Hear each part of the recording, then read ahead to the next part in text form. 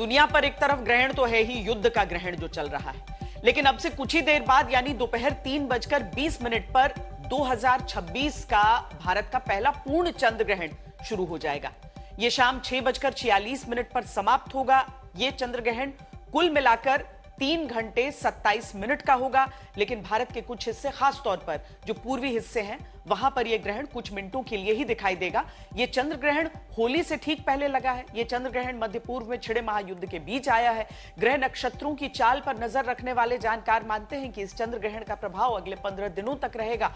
अनुमान है कि इसके प्रभाव से युद्ध और बढ़ सकता है, ये पंडितों का, जानकारों का मानना है। वैसे भी अमेरिका के राष्ट्रपति डोनाल्ड ट्रंप कह चुके हैं, ईरान के खिलाफ इजरायल और अमेरिका की जंग अगले 4 से 5 हफ्ते तक चलने का उनका अनुमान था, लेकिन उससे लंबा भी खिंच सकती है।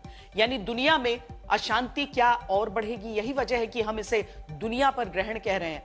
गौर करने वाली बात यह भी है कि 17 फरवरी को ही सूर्य ग्रहण लगा था और अब चंद्र ग्रहण, यानी 14 दिन में यह दूसरा ग्रहण है। ईरान का महायुद्ध कब खत्म होगा, क्या संकेत दे रहे हैं ये दो ग्रहण, दुनिया और देश की अर्थव्यवस्था पर इसका क्या असर हो सकता है। लगभग हम एक तरीके से कहें कि चंद्र ग्रहण के साथ साथ एक तो उसका वैज्ञानिक दृष्टिकोण होता है कि ग्रहण क्यों होता है, लेकिन उसके साथ ही हमारी जो प्राचीन परंपराएं हैं और हमारा जो पुरातन ज्ञान है भारतवर्ष का, उसके अनुसार ग्रहण के साथ कुछ सोच जुड़ी हुई है।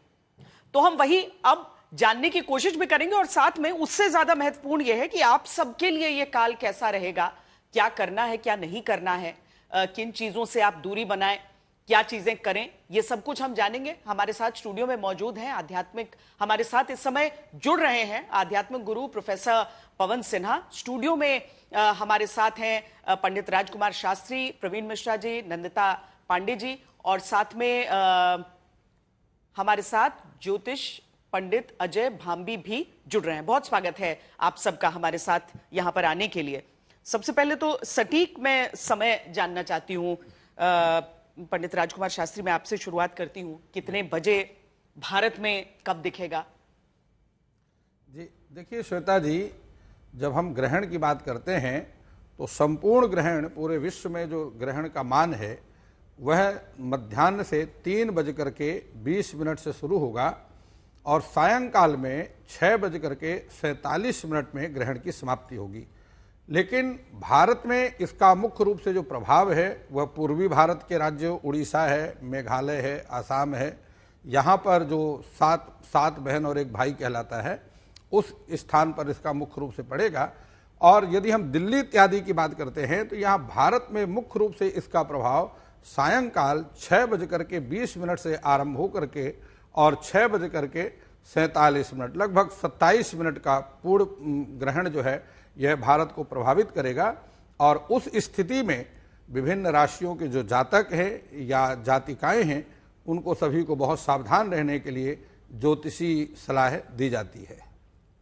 ये समय का जो काल हम बता रहे हैं नंदिता जी, इसमें जो पंडित राजकुमार शास्त्री भी बता रहे हैं कि भारत को कितने समय से कितने समय तक प्रभावित करेगा यानी कि क्या, और नजर किस समय से किस समय आएगा, क्योंकि जिस समय इसकी शुरुआत हो रही है उस समय तो चांद का उदय भारत के आसमान में तो कम से कम नहीं है। जी, बिल्कुल सही है, बहुत उत्तम प्रश्न है आपका।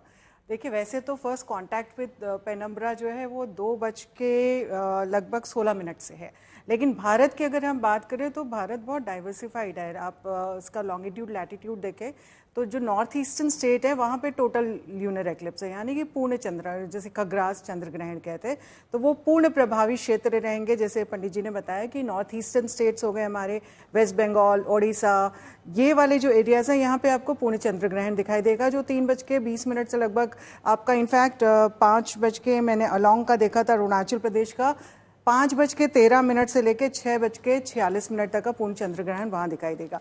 लेकिन जैसे जैसे हम वेस्ट की तरफ इंडिया में बढ़ेंगे तो दिल्ली में जैसे it is a partial lunar eclipse, ये पूरा टोटल दिल्ली में नहीं दिखाई दे रहा है। और इसका समय यहाँ पे 6:20 से लेके 6:47 तक है।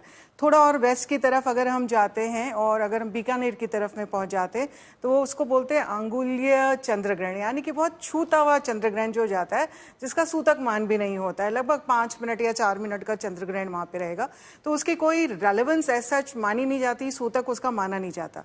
तो भारत में कुछ एक प्रदेश जो है इस ग्रहण से थोड़ा सा छूते रहेंगे। बीच वाले जो भी स्टेट्स हैं वहां पे ग्रहण का प्रभाव बहुत अधिक रहेगा। ईस्टर्न एंड साउथ ईस्टर्न वाले जितने स्टेट्स हैं वो काफी ज्यादा, north east, east and south east. और आप देखिए ना, इसके बारे में हम पहले भी प्रेडिक्शंस कर रहे थे, बोल रहे थे कि north eastern states, Bengal, Kolkata वगैरह में नेचुरल कैलामिटीज आएंगी, भूकंप आदि की स्थितियां बनेंगी। अभी कोलकाता में भूकंप आया कुछ ही दिन हुए हैं, या सिक्किम में एक सीरीज ऑफ भूकंप आए। तो ये इंडिकेट करता है कि ग्रहण का प्रभाव इस एरिया में ज्यादा रहेगा बनिस्पत वेस्ट ऑफ इंडिया, जैसे राजस्थान हो गया, गुजरात हो गया, महाराष्ट्र हो गया, इनमें थोड़ा कम रहेगा। लेकिन central India, north India, south east India, north east India, ये बहुत ज्यादा प्रभावी रहेंगे। अच्छा भाभी जी, इस बार के ग्रहण में क्या आपको विशेष दिख रहा है? ये ग्रहण बाई एंड लार्ज भारत में नहीं दिख रहा। जब भारत में नहीं दिख रहा तो जितने भी हम डर रहे हैं इससे या सूतक लगा के बैठे हुए हैं, मेरे को लगता नहीं इसकी जरूरत है। आज से 70 साल पहले जब देश आज़ाद नहीं हुआ था तो अलग अलग राजा थे, या उज्जैन के राजा हैं तो उज्जैन का पंचांग है, तो वहाँ हमने देखा वहाँ ग्रहण पड़ेगा नहीं पड़ेगा। अगर वहाँ ग्रहण नहीं पड़ा या वाराणसी के पंचांग में ग्रहण नहीं पड़ा तो ग्रहण नहीं है। तो ग्रहण के लिए उन्हें कोई सूतक या कोई मंदिर बंद करने का या कोई डरने डराने की बात नहीं थी। ये विश्व के अलग हिस्से में पड़ रहा है, जहाँ पड़ रहा है वहाँ असर हो रहा है, यहाँ उसका असर उतना नहीं हो रहा है। जैसे मान लीजिए ईरान में अभी कोई मिसाइल छोड़ते हैं तो सायरन बजाते हैं, तो वहाँ सायरन बजाते लोग छुप जाते हैं। हम किस कारण से छुप रहे हैं, मेरे कोई बात ही समझ में नहीं आती लॉजिकली। बल्कि ये मुद्दा आपके यहाँ इसलिए उठा रहा हूँ कि इसके ऊपर हमारे ज्योतिषियों को बैठना चाहिए, भारत सरकार को सोचना चाहिए कि हम एक नई तरीके से, जब हम एआई में जा रहे हैं तो क्या हम पुरानी बातें करें। आर्यभट्ट बोलते हैं, उनका पढ़ देता हूँ। आर्यभट्ट ने बोला 476 ईस्वी में ग्रहणों के पौराणिक कारण में राहु केतु का कोई मतलब नहीं, खारिज कर दिया। और उन्होंने पूरा वैज्ञानिक दृष्टिकोण दिया कि जब पृथ्वी सूर्य और चंद्रमा के मध्य आ जाती है चंद्र ग्रहण पड़ता है, और जब चंद्रमा सूर्य पृथ्वी के मध्य आ जाता है तो सूर्य ग्रहण पड़ता है। तो हम उससे कब निकलेंगे, मेरा ये प्रश्न है। हम ग्रहण के बारे में बहुत सारी बातें कर रहे हैं, बहुत सारी अनर्गल बातें कर रहे हैं। जब हम इतने आज कंप्यूटर से कुंडली बनाते हैं, एआई में हम जा रहे हैं, भारत विश्व गुरु होने वाला है, तो क्या हमको अपना दृष्टिकोण नहीं बदलना चाहिए? ये मेरा मुद्दा है। मेरा सारे ज्योतिषी भाइयों से निवेदन है ये कि क्या हम इस मसले पर विचार नहीं करें। जो ग्रहण दिख नहीं रहा उसके लिए हम इतने डरे और भयभीत क्यों हैं? नहीं, इसमें तो विचार के नहीं, उनका अपना विचार है। पर इस विचार में अगर मैं ये इस चीज को जोड़ दूं कि बहुत लोग तो ये भी कहेंगे कि ग्रहण अगर आपको दिखाई भी दे रहा है तो उससे डरने की क्या आवश्यकता है। ये एक बहुत बड़ा समुदाय है और मुझे लगता है कि सबकी जी नहीं, लोग वो कहते हैं कि दिखता भी है तो भी कोई असर नहीं होता है।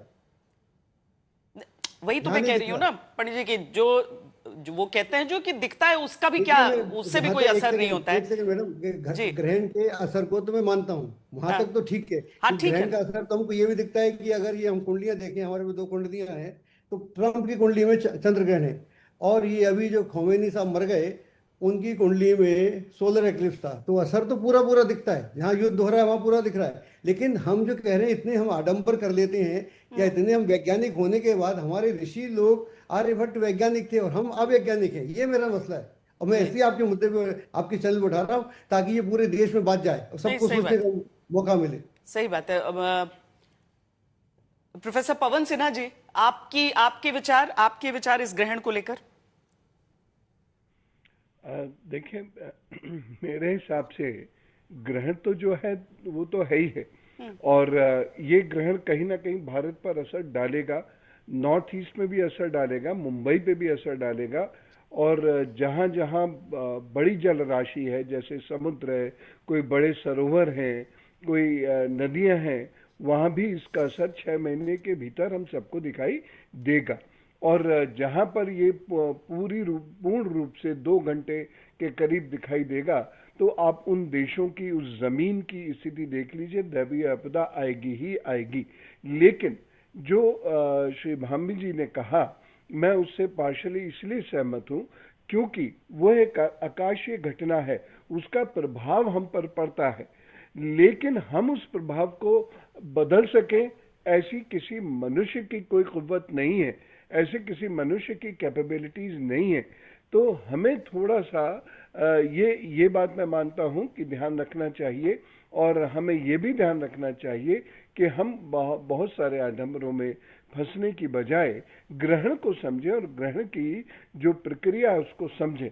राहु केतु का सीधा संबंध चंद्रमा से है, यद्यपि चंद्रमा के कारण से ये पूरी कुंडली को किसी भी मनुष्य की प्रभावित कर सकता है, लेकिन राहु केतु का जो प्रभाव है मुख्यतः चंद्रमा यानी मन पर रहेगा, हमारे ब्लड सिस्टम पर रहेगा। और आगे आने वाले कुछ महीनों में आप देखेंगे कि ब्लड रिलेटेड, सांस से रिलेटेड, मन और दिमाग से रिलेटेड बहुत सारी समस्याएं आपको देखने सुनने को मिलेंगी और प्रकृति पर भी इसका सीधा असर पड़ेगा। चाहे ये बहुत थोड़ी देर के लिए दिखे, चाहे अंगुली चंद्र ग्रहण वहां हो या मुंबई में कुल 5 मिनट दिख रहा है वहां ये चंद्र ग्रहण हो, लेकिन इसका असर सब जगह पड़ता है। तो हमें इस बात को हम डिनाई नहीं कर सकते कि इसका असर नहीं पड़ता, इसका असर पड़ता है। और इसके असर को टालने के लिए देखिए, मनुष्य की एक जिजीविषा होती है कि हर बुरी चीज के असर को टालने के लिए वो इफर्ट्स जरूर करेगा और करने भी चाहिए। तो चाहे वो पूजा करके कोई इफर्ट करे, चाहे वो मंत्रों का उच्चारण करके कोई इफर्ट करे या ध्यान साधना करके कोई इफर्ट करे, वो इफर्ट अवश्य करेगा और उसे करना चाहिए ही चाहिए।